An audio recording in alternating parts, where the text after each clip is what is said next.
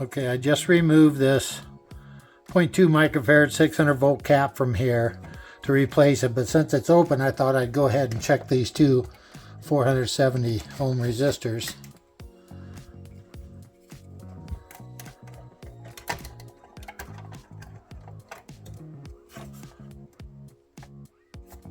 And that should be 470. It's 550. That one's on the high side. There's another one right here. And I took the tube out of the socket, so we shouldn't have any other connections on there. That one should be, oops. That one should be 470 as well. 482. So that one's good. This other one over here,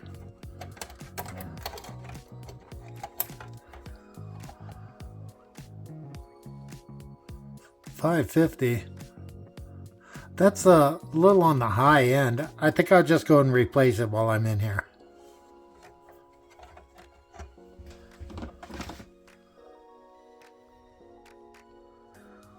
Okay, I've got all the capacitors changed in here. I left these two. They're disconnected. They're just drilled in, riveted into the chassis. So I just left them there. They're original Farnsworth. So it won't hurt anything. Also replace these wires that come off of these coils here that go to the internal antenna. So it goes to a connection on there. It goes out the bottom. So I'll look at how to hook those up later. But in the meantime, I think we've got them all changed. I did change one resistor over here. That was way out of tolerance. And got all the caps changed. Even this one that's hid back here. And I think we're good at this point. I checked all these resistors. They're all pretty good. So we'll go ahead and hook this back up to power, see if we can get any stations.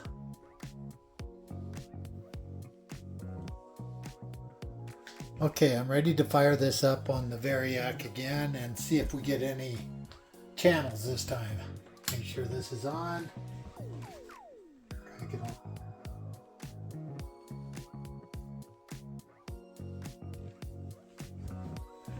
There we go. We're up to about 80 volts.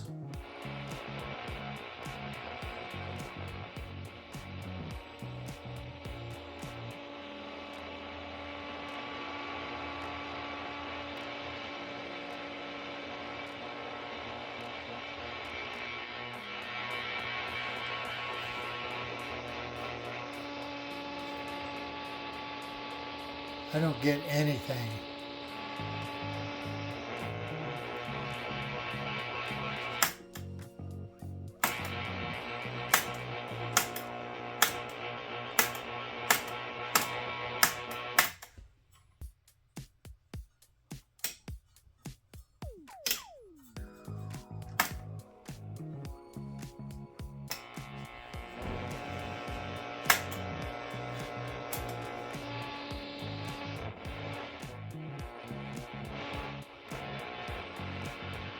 Well, that's not a good sign.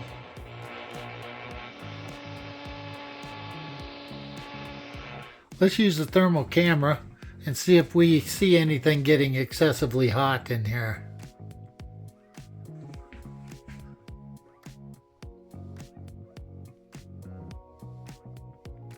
Something gets hot right there.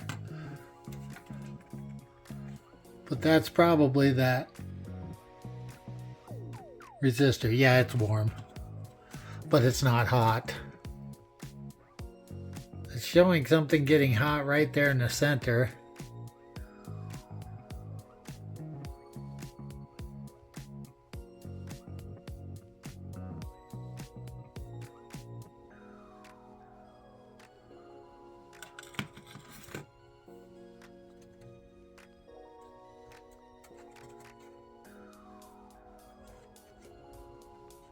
Can't be this capacitor, that's disconnected.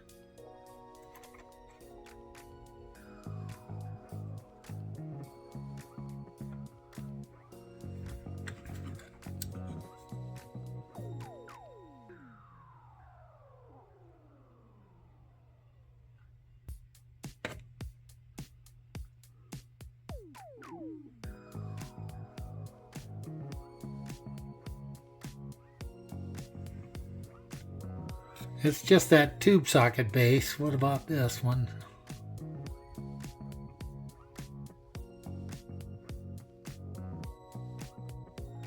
Shows something right in here getting warm.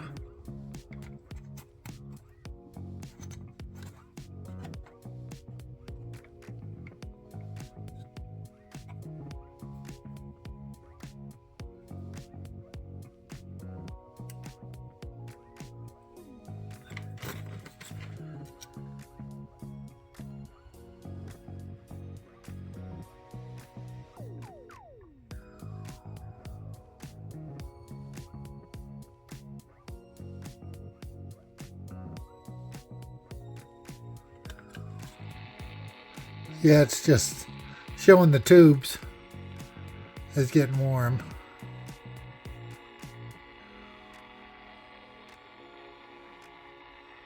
Nothing excessively hot that I can see anywhere.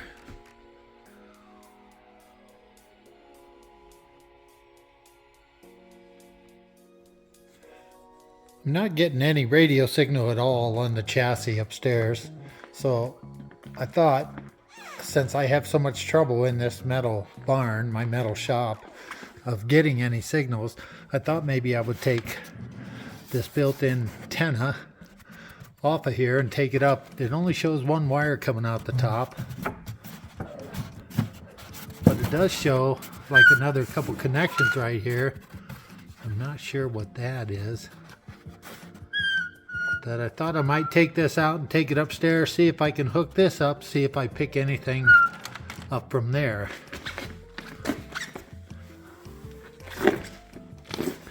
Looks like it's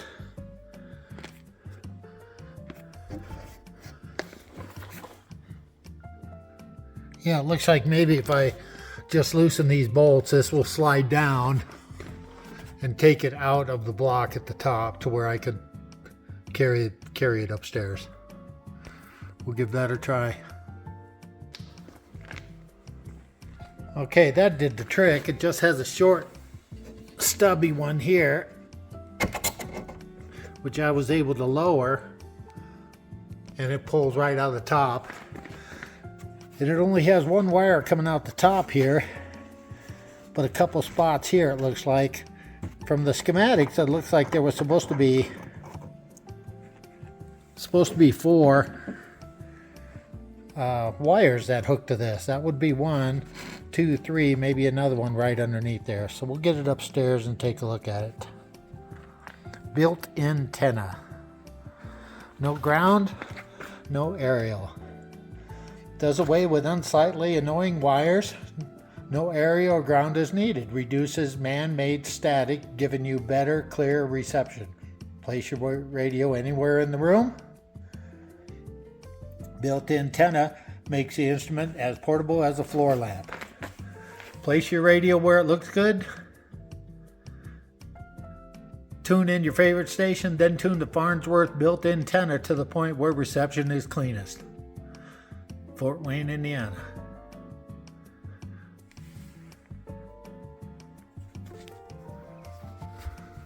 Don't know what this is here. Looks like maybe it's a plug-in for the antenna wires.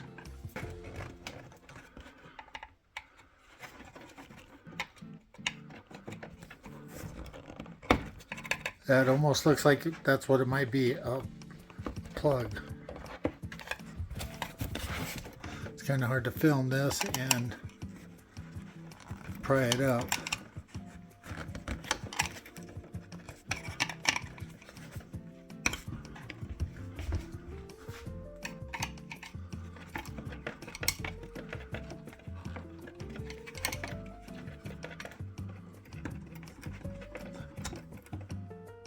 That's what it is.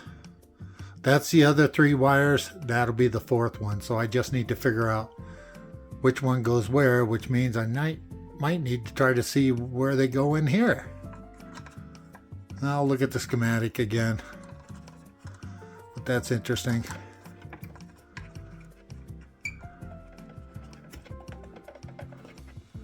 Leave it like that. Maybe I can connect some wires up underneath here and see if it gets a better signal.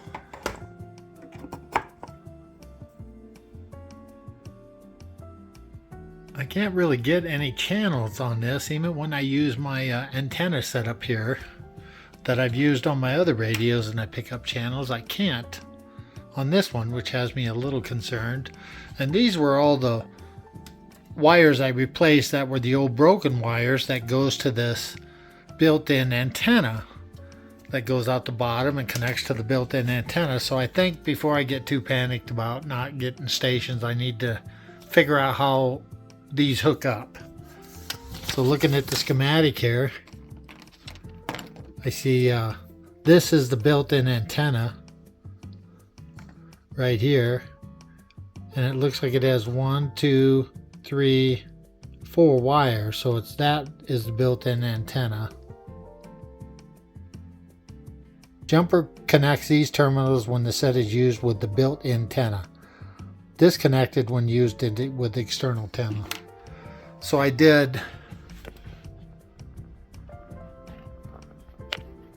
It's connected, so I got a jumper wire across there. So I need to, let's see, what did it say? Okay, these terminals are connected now. I had them disconnected when I was trying my external antenna. Most of these wires all seem to go to these wafer switches in here, which if you follow these lines, that's what they do. They go to the wafer switch here,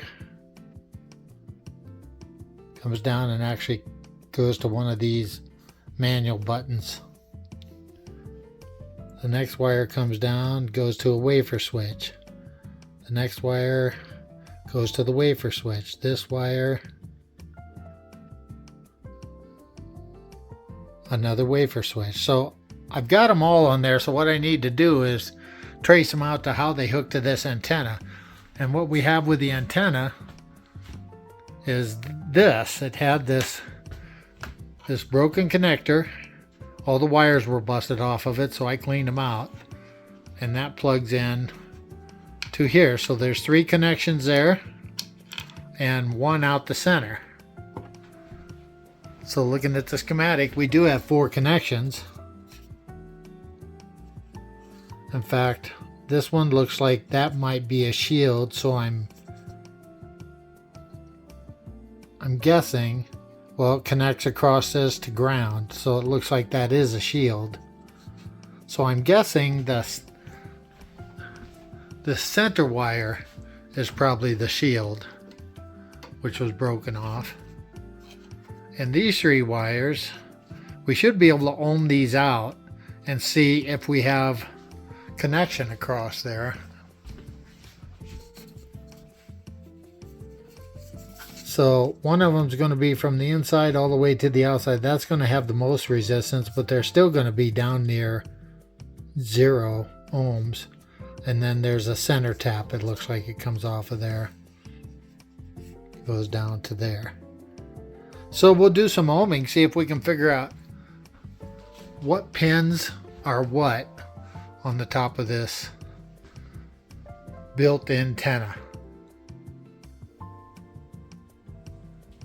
So I'm thinking if the center one is a shield, it should not connect. If the center one's a shield, it should not connect to any of these. So that's not a shield. Ah. So that did not connect to this one. Let's go from this one to here. So that one must be the shield.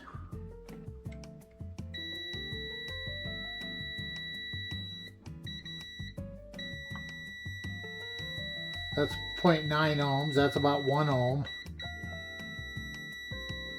8 ohms. 8/10 of an ohm.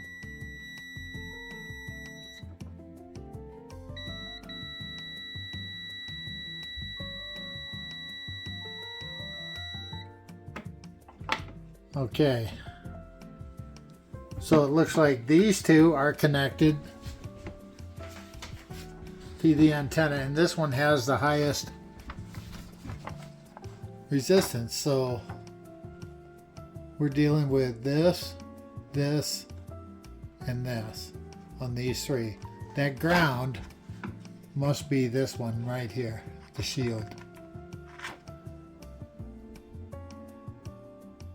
So I think we'll get some alligator clips and connect up under here and connect it to those wires on the radio and see what that does for us as far as reception.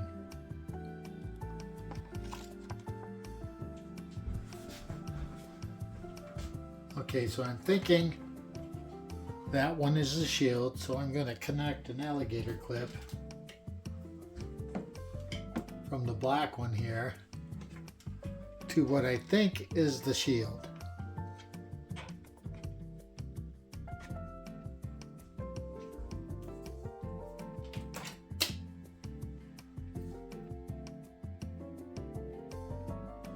Now, one of the green ones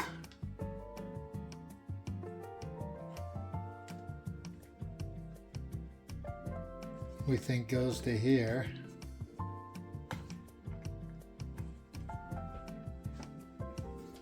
The other green one,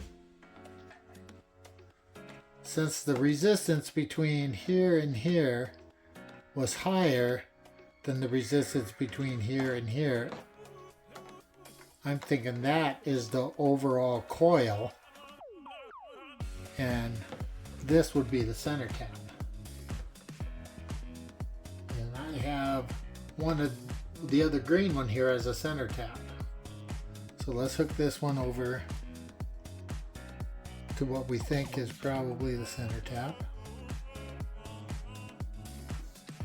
And then the last blue wire, let's hook it over to the other point here. So I wrote these down. So it looks like the whole coil goes from blue to green is what I've got, and the center tap is green. So that's what I've got it set for. So let's see what that does for our reception.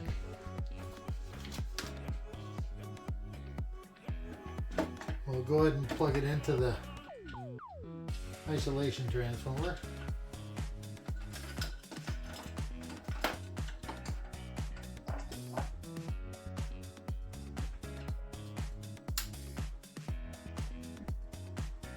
Now, hopefully we'll get some stations on this.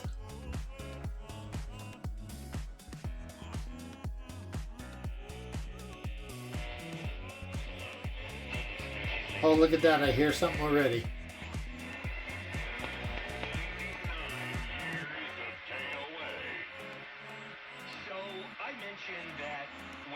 I'll go to manual.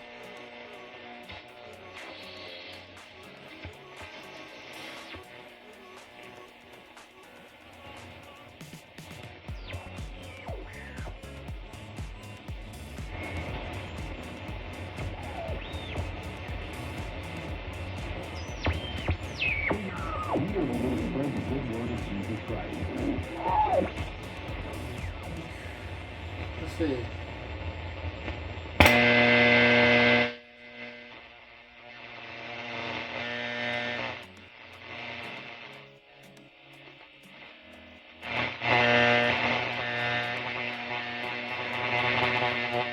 That might be short wave, so let's go back to this. This might be broadcast.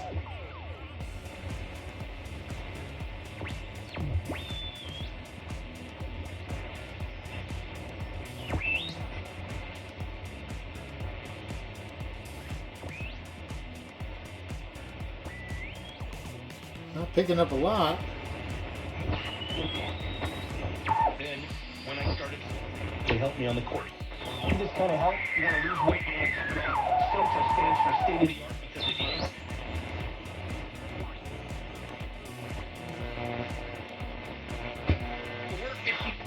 Error? First second. Right. Second thing is, I get nervous. I do get nervous when you have educators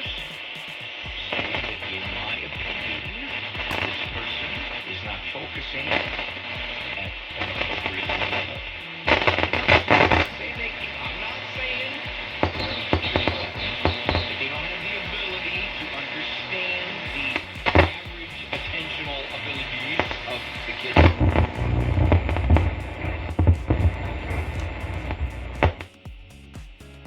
Nope, that's not it.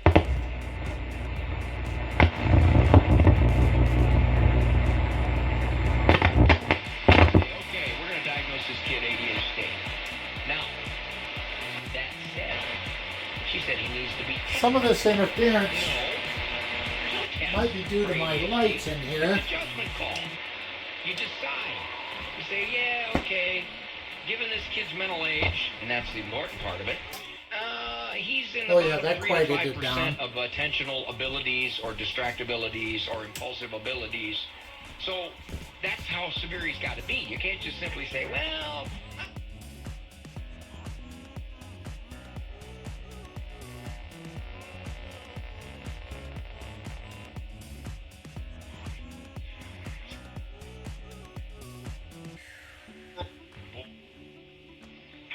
Generally, excuse me, the younger you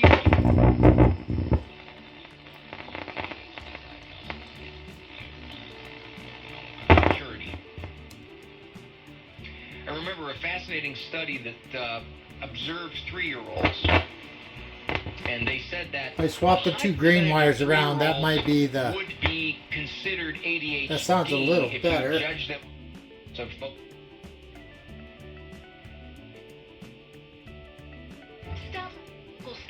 Buy one, get one free burgers. Oh, that sounds a lot better. 5-piece chicken breasts. Redbird Farms chicken is the juicy, tender, all-natural chicken that will always make your dinners delicious. Grill it, fry it, put it. Are you saying that he...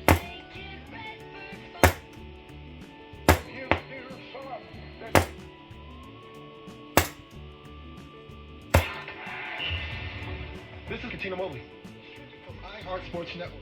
By Mercedes-Benz. So I could tune these individual switches in. On Caitlin Clark's resume.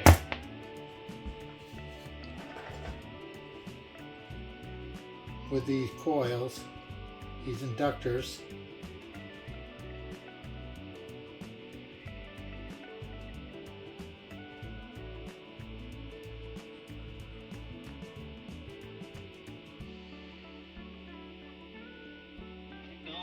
It's so smart. Even the headlamps are thinking. The vehicle is all electric. The feeling is all Mercedes. Learn more at MBUSA.com. KOA News Time is 11:32. Opponent because she's saying he's a sweetheart, right? She's not acting out. Buyers need a 6-figure income. That's according to a new study from Bankrate, which shows a Colorado buyer needs to make just over $150,000 a year to afford a $600,000 home. One reason for high home. First John said, love not the world, neither the things of the world. Amen. Love the world. The love of the Father is not in him. That's very plain. Locked in that super low mortgage rate. Now that mortgage rates are at 7%, there are a lot of homeowners who just don't want. One time, 22 states were by with school program, and my prof saw it. home. 4 years ago, it was just 6 states. The average monthly payment for a new car in the first quarter was $735, down $4 than the previous quarter. Used car payments are $546 a month on average. That data from Edmunds.com. It also found that about 17% of new vehicle shoppers are now opting for payments over $1,000 a month. The Rockies are off to a slow start. Excuse me. I need to get these connectors hooked up to here so that we'll be able to get good channels, and we're getting close to being able to put it in once I figure out how to restring this dial, because I don't have any instructions here at all on this. Unfortunately, that's all the paperwork I have. So that's going to take a little bit to figure that out.